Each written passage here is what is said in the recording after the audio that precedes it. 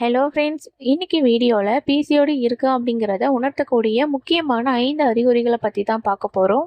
பொதுவாக மாதம் மாதம் அந்த குறிப்பிட்ட தேதியில் பீரியட்ஸ் வரலை அப்படின்னா மனசுக்குள்ளே ஒரு சின்னதாக பயம் இருக்கும்.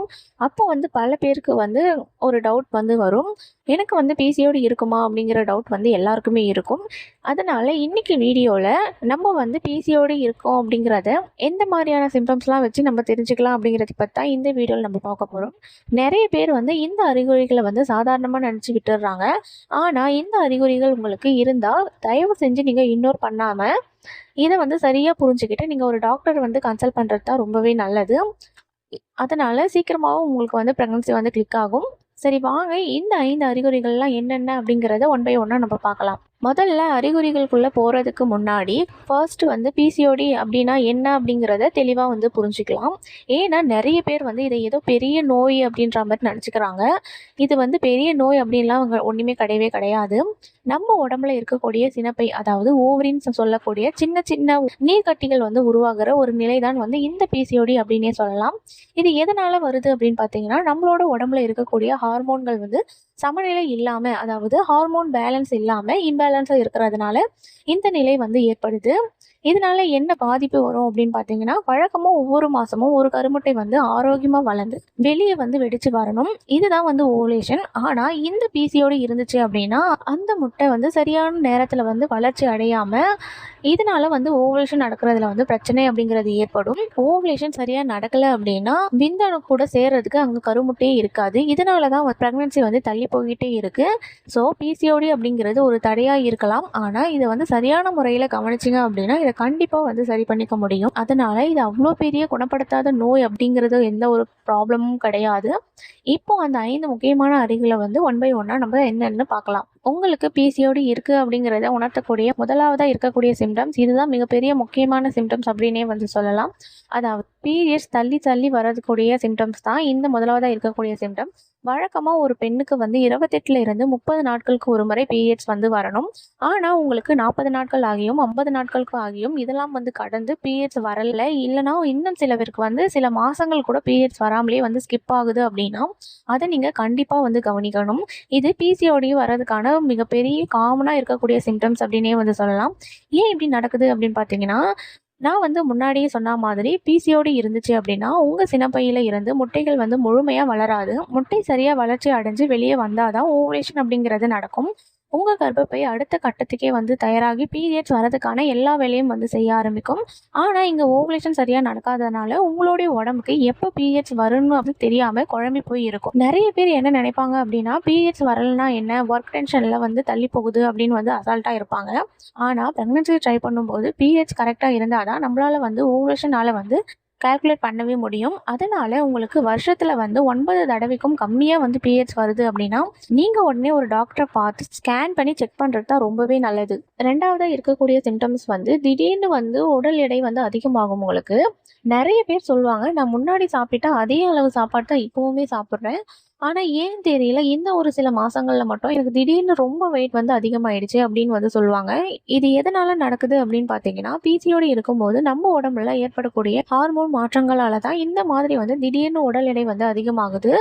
பிசிஓடி வெயிட் கெயினில் ஒரு ஸ்பெஷாலிட்டி இருக்குது அப்படின்னே சொல்லலாம். இது உடம்பு முழுக்க வெயிட் போடுறதை விட குறிப்பாக அடி வயிற்று பகுதியில் அதிகமாக தசை போடும். இது இல்லாமல் இடுப்பு பகுதியும் சுற்றி அதிகமாக கொழுப்பு சேர்றதுக்கு ஆரம்பிக்கும்.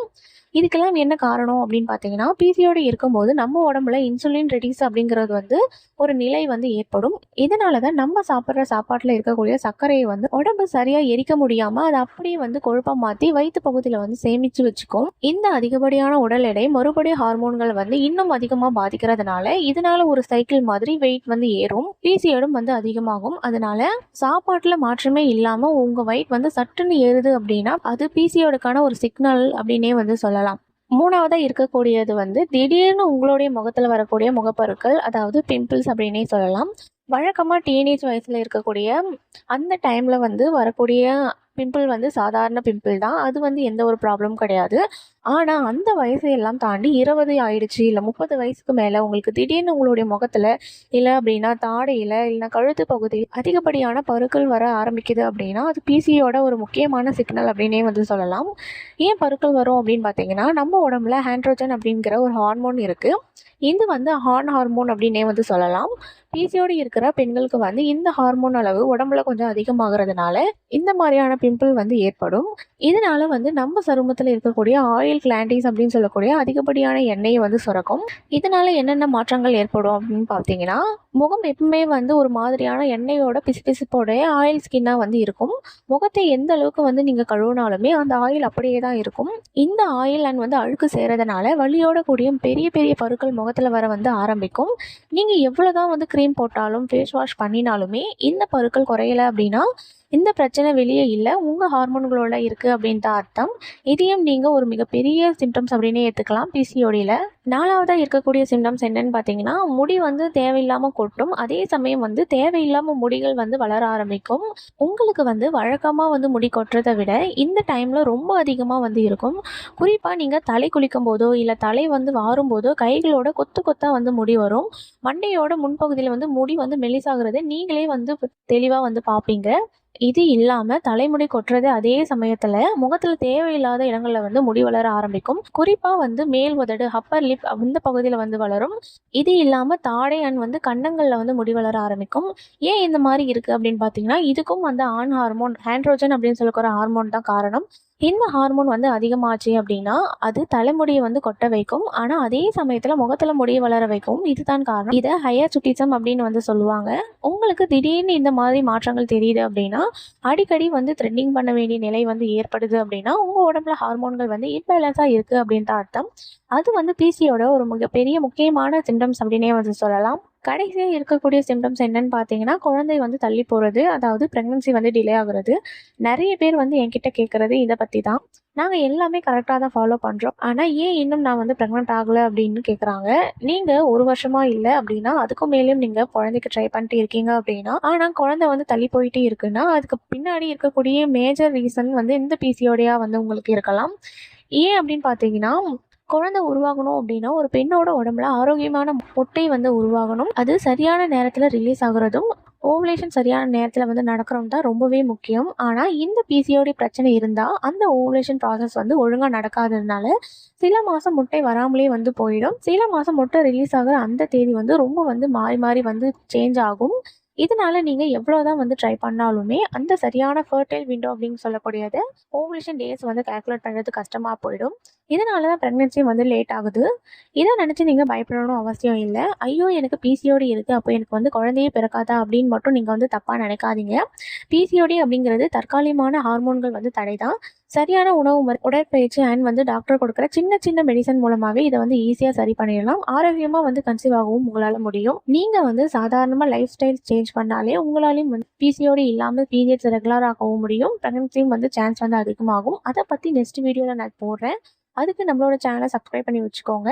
அதனால் உங்களுக்கு மேலே சொன்ன மற்ற அறிகுறிகளோட சேர்ந்து ப்ரெக்னன்சியும் வந்து தள்ளி போகுது அப்படின்னா நீங்கள் கொஞ்சம் கூட வெயிட் பண்ணாமல் ஒரு நல்ல டாக்டரை வந்து போய் பார்த்து ஸ்கேன் பண்ணுறது தான் ரொம்பவே புத்திசாலித்தனம் அப்படின்னே நான் வந்து சொல்லுவேன். இந்த வீடியோ உங்களுக்கு பயனுள்ளதாக இருந்திருக்கும் நம்புகிறேன். இந்த வீடியோ உங்களுக்கு பிடிச்சிருந்தா ஒரு லைக் பண்ணுங்கள். உங்களுக்கு வேறு ஏதேனும் டவுட் இருந்தால் கமெண்ட் செக்ஷனில் கேளுங்க. இந்த மாதிரி யூஸ்ஃபுல் கண்டென்ட்டுக்கு நம்மளோட சேனலை சப்ஸ்கிரைப் பண்ணிக்கோங்க. இந்த வீடியோ பார்த்தமைக்காக அனைவருக்கும் மிக்க நன்றி.